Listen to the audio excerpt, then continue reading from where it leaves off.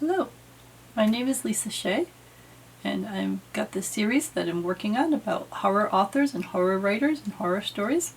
So in this particular one, we will be working on a love of spiders. I'm still working across the mouse pad because I've got my black cat Zuzu here sound asleep on the mouse pad and I don't want to disturb her, so I just moved my mouse over to the other side, and that's okay. Oh wait, she moved a paw. She may be returning to the land of the awake. We will find out.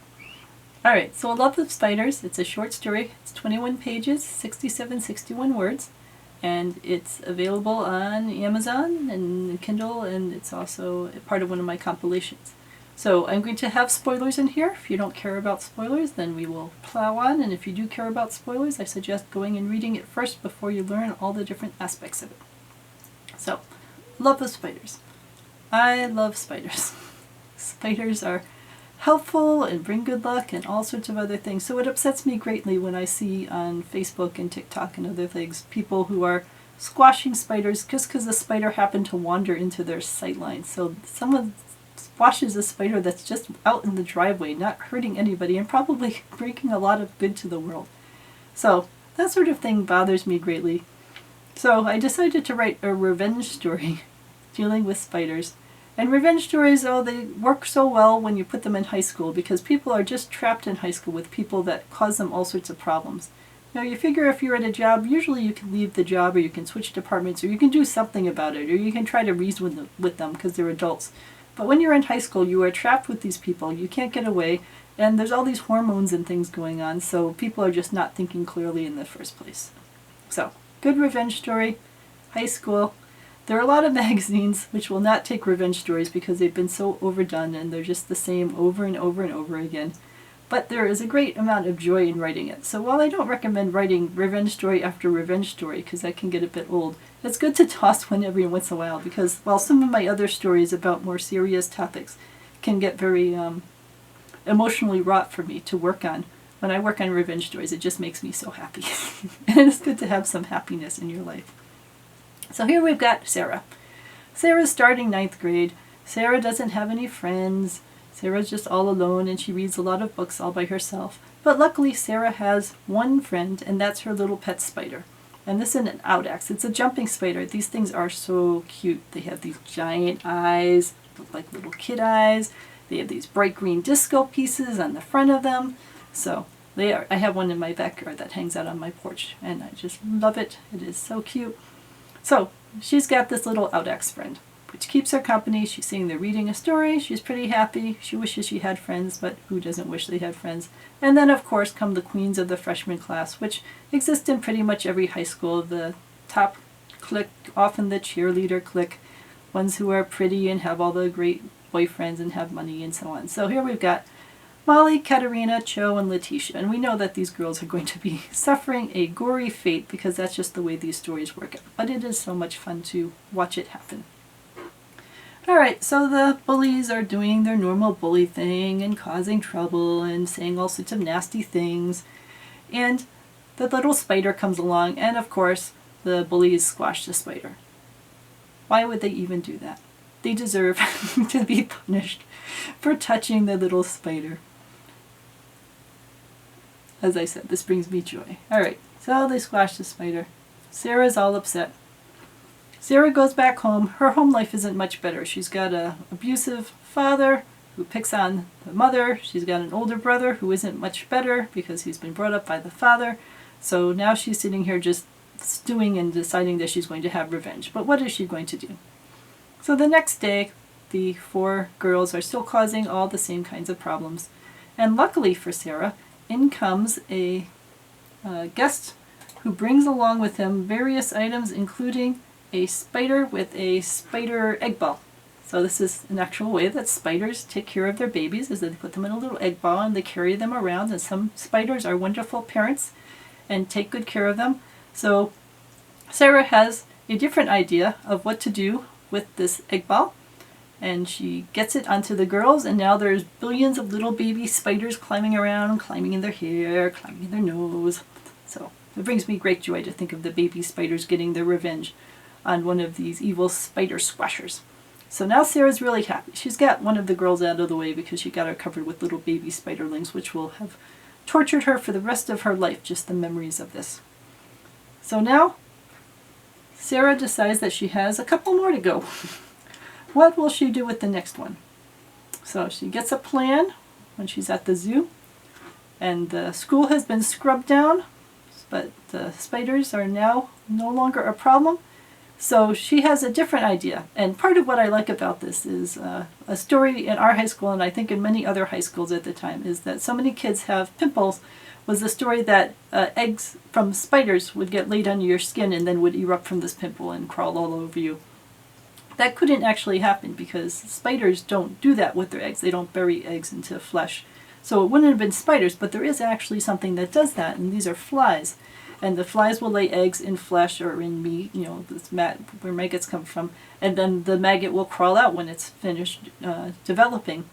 And if you watch Naked and Afraid, that people do actually have this happen to them on the show.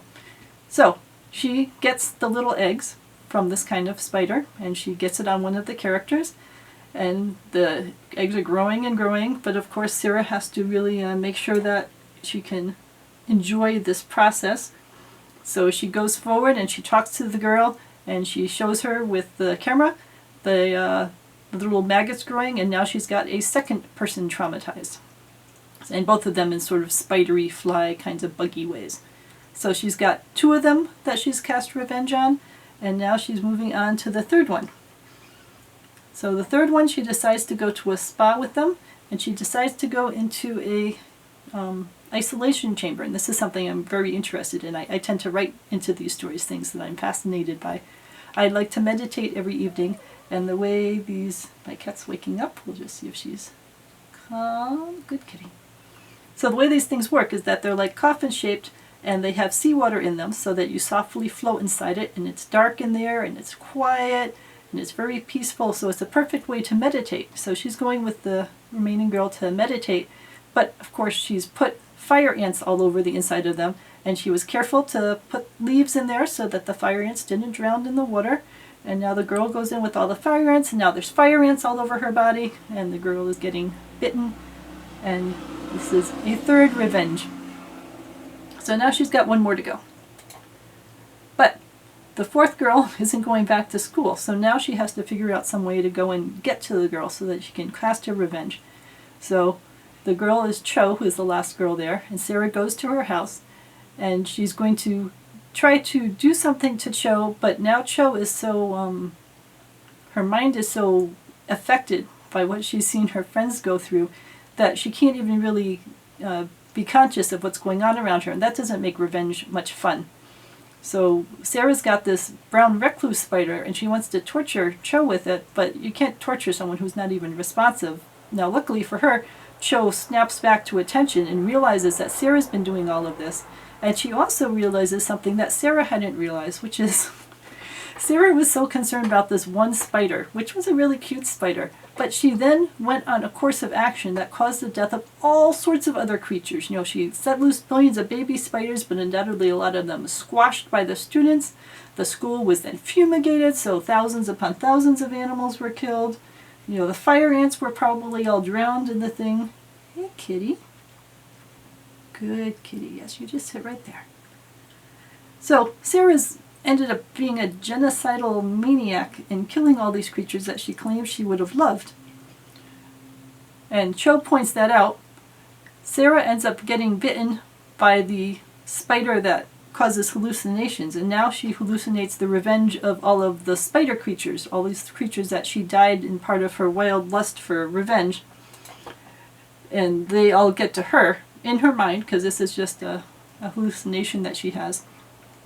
So now all four of the girls plus Sarah have all been had revenge taken on them for different kinds of reasons. So now we switch over to Sarah's mother, Janet. And Sarah is now in a facility because she got tipped over the edge by this hallucination of all these spiders attacking her. And it turns out that Janet realized what was going on, and Sarah still had supplies in her room for her future plans for her husband and brother. And just like the husband was training his son to be like him, Janet and Sarah had a bond, and Janet took the remaining poison and killed off the abusive husband and abusive son so that now she can focus all her life on just keeping track of Sarah and making sure Sarah is okay. So unfortunately for Sarah, Sarah is still living in her traumatized world where she still sees the spiders as coming back to wreak revenge for all the harm that she's caused to them. So Sarah is still living in her spider torment world. And one could hope that at some point Janet will be able to get her daughter to heal and be able to get over that. So I enjoyed the revenge story immensely, but I couldn't just leave it with the revenge story being successful. Kitty. I had to make sure that since Sarah was doing this, no eating cables.